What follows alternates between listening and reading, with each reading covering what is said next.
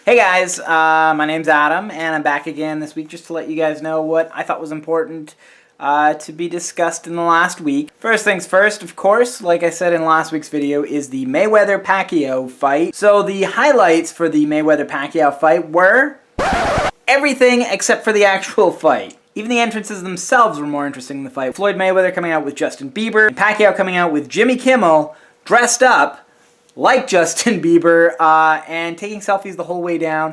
Not to mention the most awkward post-fight interview I've ever seen. You thought you won the fight? Why? We didn't ringside, the judges didn't. You didn't throw as many punches. Because ringside, I thought I had him winning pretty wide. But if he stay, then I can throw a lot of punches. But you knew that coming in, so didn't you have to do something? This fight was 12 rounds of one guy chasing the other guy around and the other guy just running away. After the fight was over, Pacquiao actually claimed that his shoulder was injured before the fight. Because he didn't disclose this to the Athletic Commission, he wasn't allowed to put anything into his shoulder to numb the pain. Oftentimes after a fight, an athlete will reveal an injury as a way to sort of save face. However, Pacquiao actually did have surgery on his shoulder. There is a twist to this story.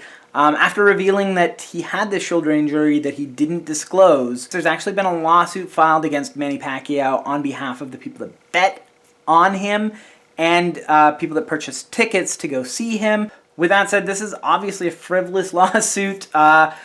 Athletes are never 100%, and fighting athletes especially not. Something really cool that I want everybody to know about is that Stephen Colbert has agreed to fund every teacher grant request in South Carolina. Now the grants come up to about $1,000 per project, which adds up to about $800,000. One of the ways that he's been able to fund these grants is actually by auctioning off the desk that he used on the Colbert Report. In news that my mom's gonna love, there's been a reboot of the National Lampoon's Vacation franchise. My mother's favorite Christmas movie is National Lampoon's Christmas Vacation. She watches it every year, which means that I usually end up watching it with her while I'm visiting. Now, judging from the trailer which was just released, it appears as if the son from the original movie has grown up, has a family, and is taking that family on the same vacation he took as a child. So you want to redo your vacation from 30 years ago? I've never even heard of the original Vacation. Doesn't matter. The new Vacation will stand on its own. Chevy Chase makes a cameo. It looks like it's a small one. Not gonna lie, I don't have very high expectations for this. National Lampoon's,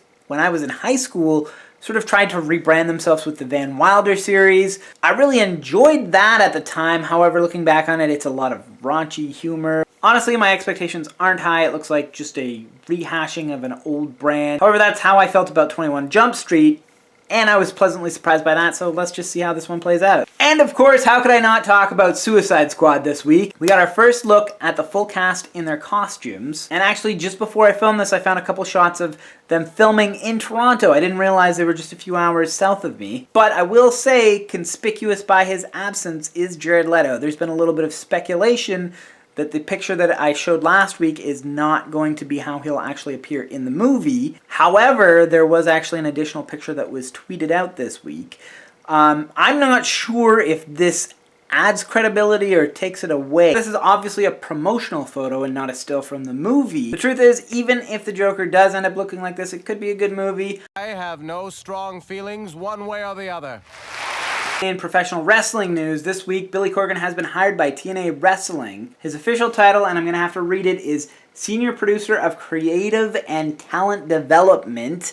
That's a mouthful. I'm not sure what exactly that means. Billy Corgan has actually said this is his first real job. He's been a rock star his whole life, so he's never really been hired by anybody in his life. Billy Corgan's actually been a lifelong professional wrestling fan. He actually appeared on ECW television before it was bought by WWE, when it was owned by Paul Heyman. He started his own professional wrestling promotion recently called Resistance Pro. If you'd like to hear more about Billy Corgan's involvement in TNA Wrestling, he's actually a guest on Talk is Jericho this week. That's Chris Jericho's podcast. I'll leave a link right here that you can click. It's actually a pretty interesting interview. Towards the end, it actually does get a little bit cringeworthy. As many of you know, you can tell a lot by a person by asking them, "What's your favorite match?" Billy Corgan responds by saying, John Cena versus Brock Lesnar. Out of all the matches in the history of this business, that was your favorite? However, I will give him credit. He does do a pretty good job of defending it by the end of it. But at the same time, when he's describing the match, he mentions that he can't tell if it's a work or a shoot.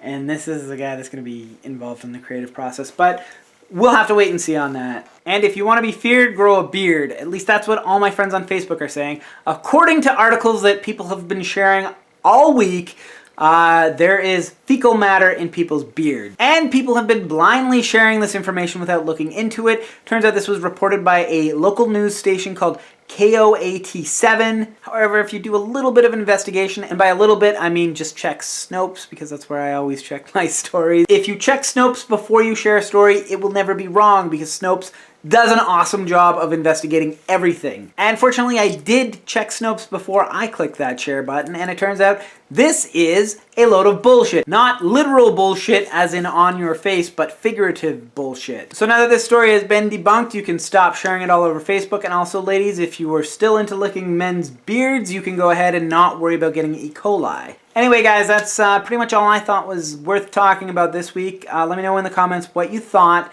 Thanks for watching, and have a good day.